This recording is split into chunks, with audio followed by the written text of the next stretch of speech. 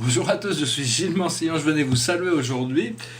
J'avais quelques minutes et bon, j'ai reçu l'inspiration de venir faire ce petit message un peu spontanément. J'ai pas vraiment prévu de discussion particulière. On va voir un petit peu on va tirer 4 cartes pour voir qu'est-ce que les archanges peuvent nous inspirer aujourd'hui, nous guider.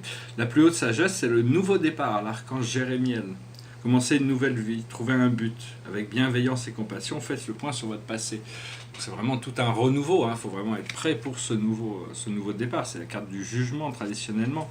Ce que l'on doit comprendre, c'est le cadre d'Ariel. Donner, c'est aussi recevoir, résister au changement, savoir dépenser ou économiser son argent.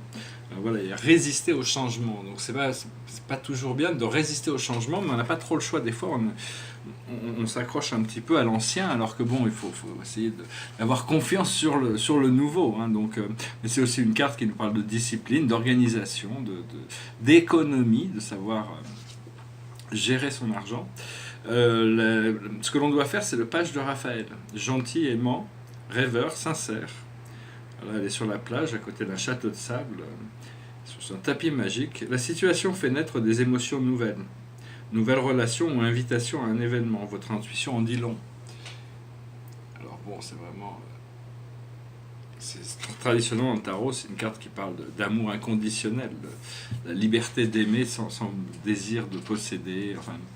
Là, le message général pour nous, c'est cette carte 9 de Raphaël. Faites un vœu. Vos rêves deviennent réalité. Une période heureuse de votre vie. Donc voilà, on va peut-être s'arrêter de faire le tarot, parce que bon, maintenant, voilà, il y a toutes sortes de choses, il n'y a plus besoin d'oracle maintenant, il n'y a plus qu'à savoir, il n'y a plus qu'à demander à l'univers, et l'univers va pouvoir nous apporter. Je vais tirer quelques cartes par rapport à l'Akash. L'Akash, c'est la mémoire, c'est-à-dire, personnellement, j'espère, j'ai senti la possibilité de pouvoir retrouver toute mon Akash avant la fin de l'année. C'est un petit peu une quête, retrouver son Akash, toute sa mémoire.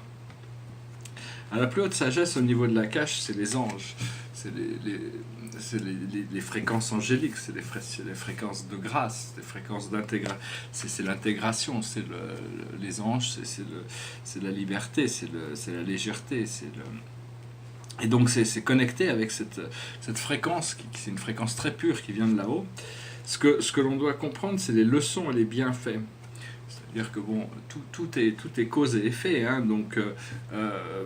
on est venu pour apprendre des leçons, mais bon, on est venu aussi pour récolter des bienfaits, pour fabriquer des nouvelles causes qui sont des causes bienfaisantes. Ce que l'on doit faire, c'est les arts. Il faut être créatif, il faut se réveiller à cette partie créative de nous-mêmes et utiliser les arts pour améliorer la qualité de notre vie, même si c'est pas toujours le résultat qui est important dans les arts, c'est l'effet de création qui se manifeste, et puis petit à petit, on prend de plus en plus de plaisir. Et le message général pour nous, c'est l'Asie.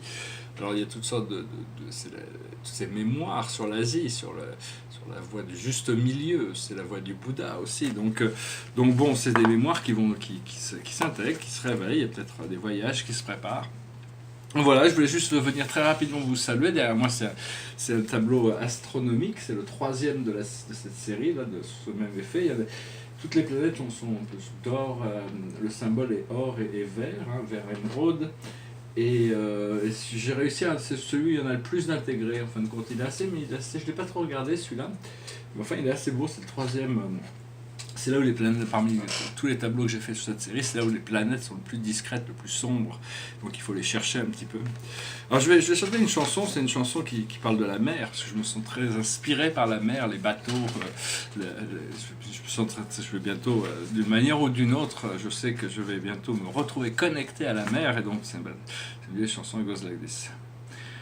Non, ce n'était pas le radeau de la Méduse, ce bateau, qu'on se le dise au fond des ports, au fond des ports. Il naviguait en père peinard sur la grand-mare des canards, et s'appelait les copains d'abord, les copains d'abord. C'est fluctua nec mergitur, c'était pas de la littérature, n'en déplaise aux jeteurs de sorts, aux jeteurs de sorts. Son capitaine et ses matelots n'étaient pas des enfants de salauds, mais des amis franco de port, des copains d'abord. C'étaient pas des amis de luxe, des petits castors et pollux, des gens de Sodome et Gomorre, de Sodome et Gomorre. C'étaient pas des amis choisis par Montaigne et la Boétie. Sur le ventre ils se tapaient fort, les copains d'abord. C'étaient pas des anges non plus, l'évangile il l'avait pas lu, mais ils s'aimaient toute voile dehors, toute voile dehors. Jean-Paul, Pierre, Paul et compagnie, c'était leur seule litanie, leur credo, leur confiteor, aux copains d'abord. Au moindre coup de Trafalgar, c'est l'amitié qui prenait le quart, c'est elle qui leur montrait le nord, leur montrait le nord. Et quand ils étaient en détresse, que leurs bras lançaient des SOS, on aurait dit les sémaphores, les copains d'abord. Au rendez-vous des bons copains, y avait pas souvent de lapin. Quand l'un d'eux manquait à bord, c'est qu'il était mort. Oui, mais jamais, au grand jamais, son trou dans l'eau s'est refermé. 100 ans après qu'aucun de sort il manquait encore. Des bateaux j'en ai pris beaucoup, mais le seul qui ait tenu le coup, qui n'est jamais viré de bord, mais viré de bord. Il naviguait en père peinard sur la grand-mare des canards et s'appelait les copains d'abord, les copains d'abord. Voilà, je vous remercie. Bon, bien sûr, c'est une chanson qui est aussi sur l'amitié, hein, donc, mais le plaisir de pouvoir naviguer, c'est très important quand on navigue quand on invite des gens à naviguer ensemble, d'être amis, parce qu'on ne peut pas s'enfuir sur un bateau, donc il faut bien s'entendre, surtout quand on part dans des grandes croisières.